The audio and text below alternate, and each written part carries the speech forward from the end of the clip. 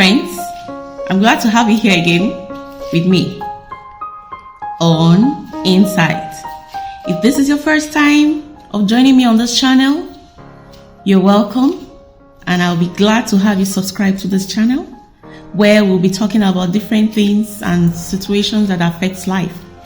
If this is what you actually will be glad to listen to, I invite you to join me as we take a ride. Today I'm going to be talking about 5 ways we can reorganize our life.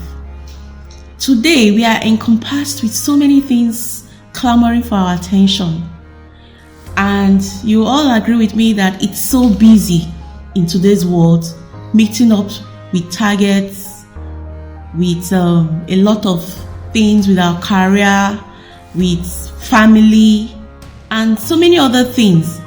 And there are a lot of distractions around us today from social media, Facebook, Instagram, and those are some of the things that can take our mind off some very important things in life. And because of this busy schedule, we are unable to meet up with some certain targets.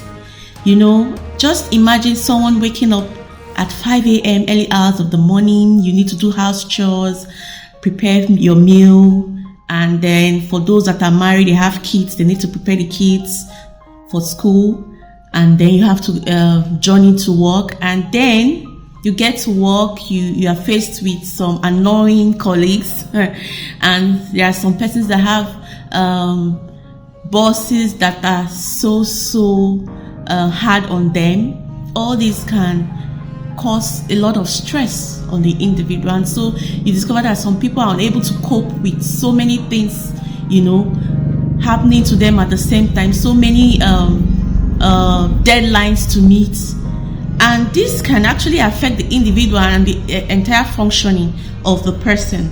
So the part of the individual that suffers more from all these stresses of life is the family, which is an integral part of an individual.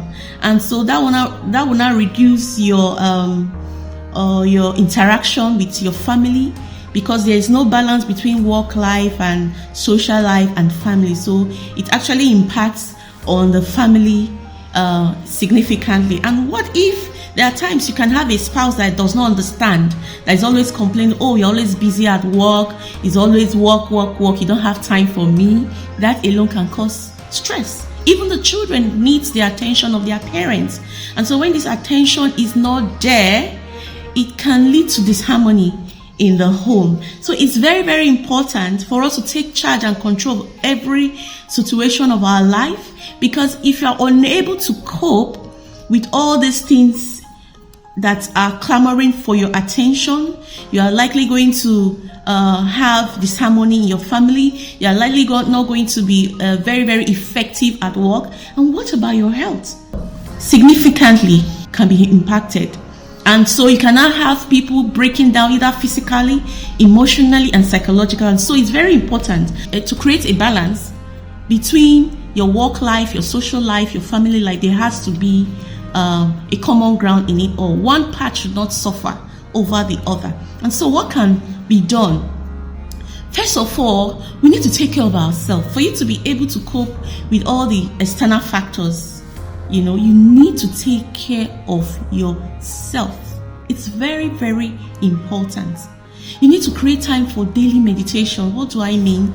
You wake up in the morning and then you try to connect with God, who is the ultimate source of strength. You spend an hour or so for deep soul searching. You try to shut out every negative thought and connect with God. And then that way you have your strength renewed. I can assure you that. You quieten your mind so you can awaken your divine self. And try to practice some form of affirmations by telling yourself that, oh, you are going to be successful today. Oh, I'm going to be successful today. Whatever I'm going to do today, I'm going to ensure that I'm at peace with everyone. So you try to make some positive affirmations inside of you, even as you go about your daily activity. That will help reinforce positive energy. You become energized to face the day and all the things you need to do for the day. You can begin to tell yourself, oh, I'm happy, I am successful. That will go a long way. Now, when you keep saying these positive affirmations all through the day, you are creating positive energy all around you, and this positive energy will ward off all the negative energy. Then the second thing you can do is build your inner strength. What do I mean? You have to develop the capacity to attack every situation and stay in control of every situation around you. And now this comes to the fact of recognizing that you have a choice in deciding everything and the way you respond to whatever that you face during the day. You have a choice to decide how your response would be. You have to become more aware of the happenings around you. So if you get to the office and someone is very rude to you, instead of reacting and wanting to fight with this person, you can mention to yourself, I am peace. I am God's child. I can't do this. Begin to mention those positive things about yourself. That way, instead of reacting and yelling back at the person, you quieten your spirit and you remain calm. And that shows strength. That shows you are in control. So having the capacity to cope with every situation is very, very important. And it is a choice. You have a choice to decide how you respond to no matter what happens around you. Now you have to take a firm decision to remain calm. Assuming you are driving off to work and you meet an annoying driver that yelled at you and complaining, or one thing or the other happens along the way, would you come out shouting as well? So your ability to take control matters, because by the time you yell, you quarrel, it's going to affect you the whole day. And you hear people saying things like, oh, he just messed up my day. What?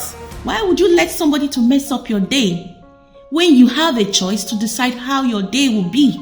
So the power to deciding how the day is going to be is in your hands. So no matter what happens, you take a decision that this is how I'm going to act. Somebody quarrels, I am not going to quarrel back. Somebody shouts, I'm not going to shout back. So by that way, you are able to develop your inner strength to cope with whatever challenges. And what if in the course of the day you hear a very bad news that someone very dear to you died? Will you break down? Will you lose control? How would you react? Will you roll on the floor? So these are things that usually happens to an individual. So your ability to stay in control of your emotion is very, very important. I cannot emphasize that enough. So it's a journey you have to start by building your inner strength and fortifying yourself so that you can withstand every situation around you. Another thing you can do, the third thing you can do, is to prioritize your time. Sometimes we are so encompassed with so many things to do.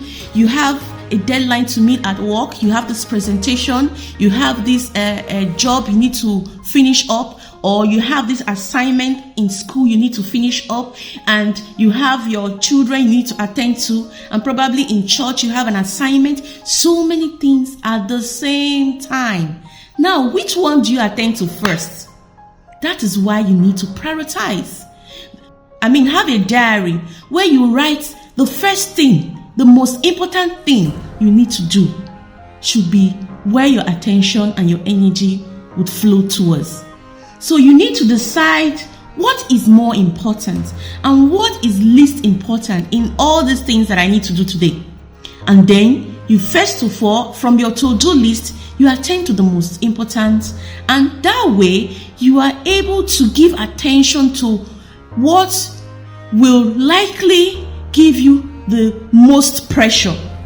Because if you have a deadline to meet with at a particular time or at a particular date and you don't meet up with that deadline, there is going to be subtle pressure from your boss or from whomever. And so that has to be cleared out from the list first. And then strike off those things that are least important, because if you begin to pay attention to those other things, you are likely going to get drained. You're likely going to be so exhausted at the end of the day. So for the ones that are least important, you strike them off and reschedule for another day. That way, you are able to stay in charge. You remain stable. You will not be pressured and stressed at the end of the day. Another thing too you can do, the fourth thing you can do to reorganize your life, is to take care of your health. A lot of the time, we forget to take care of our health. We forget to take care of ourselves. As we struggle to make ends meet, we are so stressed, so pressurized. We are almost breaking down. Your physical health is being impacted on. And so, you don't know what to do anymore. And mind you, if you are not well, you will not be able to do your job and other things. So your health is very important. Each day, create at least 30 minutes of exercise. Health experts have advised that 30 minutes of exercise every day is healthy. And so by the time you wake up in the morning, you can do brisk walking, you can stay on the treadmill, but ensure that you exercise. It's very, very healthy. Another thing is to eat healthy. Some people love junk because they are so busy, they are unable to make a healthy meal in the morning. And so they get off to work and they do all junk. All the unhealthy foods is what they are able to eat. And that will impact on your health significantly. So you have to make sure you enrich your diet with fruits, with vegetables, and take enough water.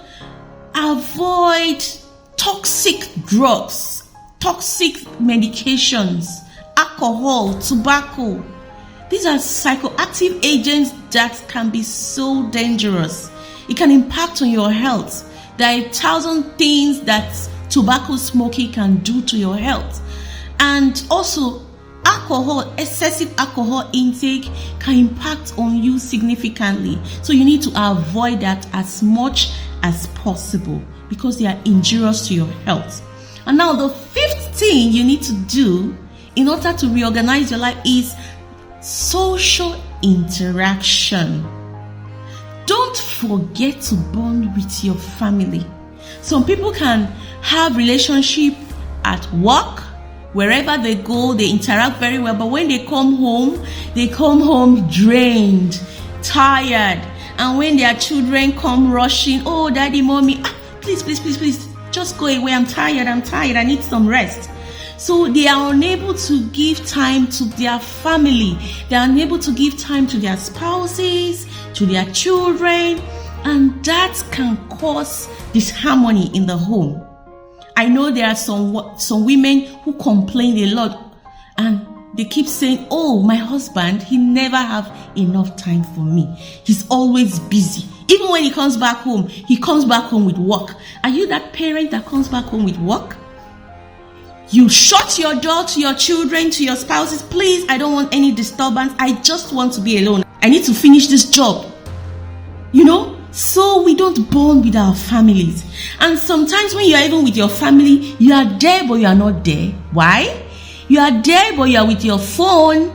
You are on Facebook, you are on Instagram, you are not interacting, you are not bonding. You are watching TV and watching your favorite show. Your children are on their own, probably with phones and tablets and all that. Everybody is together but with different gadgets and they are really together but still separated.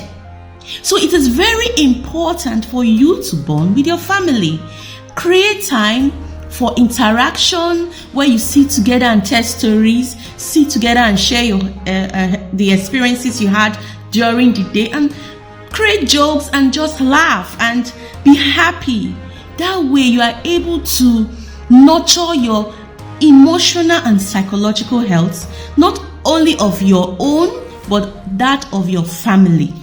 And now get creative. Have time for leisure. Have time for recreation. Get reconnected with nature. Go visit some interesting places with your family.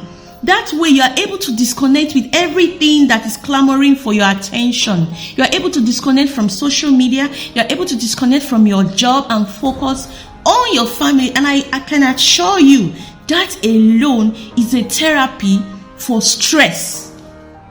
Your stress level would just decrease significantly because you are now focusing on yourself and on your family and on those that matter so much to you. Spend time with family, and I can assure you, you have a more cohesive family. There is this saying that says, the family that stays together sticks together. So, friends, with these 5 tips I just highlighted in this video, I hope it will help you to reorganize your life, and bottom line is for you to take control, to create a balance, to stay healthy, more motivated, to accomplish more. Thank you for listening. If this is your first time, please, I invite you to subscribe to this channel, hit the notification bell, and be the first to know when I make new videos. Until I see you again in the next video, peace.